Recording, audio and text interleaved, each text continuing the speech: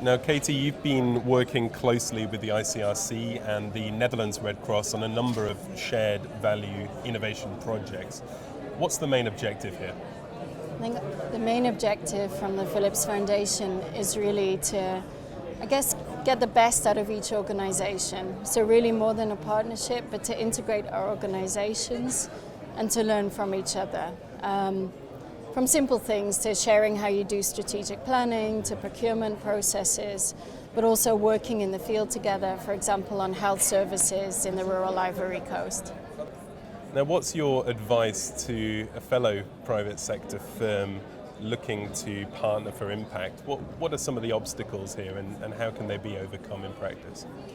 I feel that the private sector has an immense amount of expertise to offer. The humanitarian sector also has an immense amount of expertise to offer to the private sector.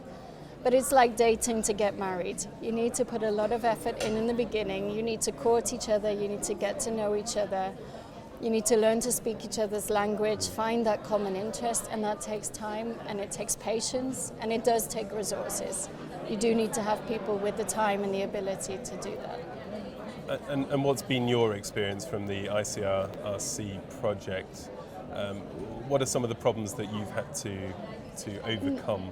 In very simple terms, learning to speak the same language. A financial report may be an audited statement for one side and it might be a simple budget update for the other. Shared language, getting operations involved on both sides. If it doesn't work in the field, in a market, in a community, nothing will fly.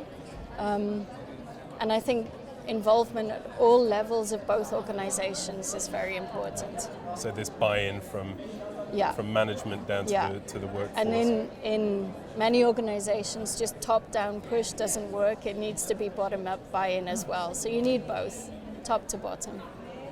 And what are some of the misperceptions regarding innovation and the humanitarian sector? I think that's been a really interesting personal journey for me.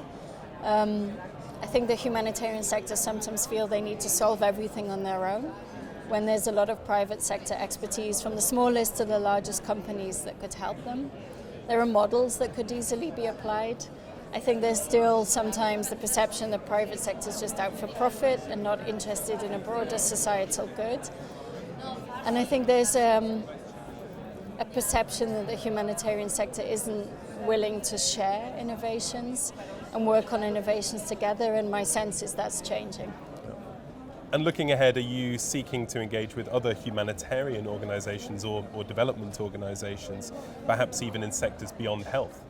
As the Philips Foundation, we're also heavily engaged with UNICEF as our second strategic partner, and that is as well innovation in health. We're looking at how we can support UNICEF roll out their innovations which have impact on the lives of children.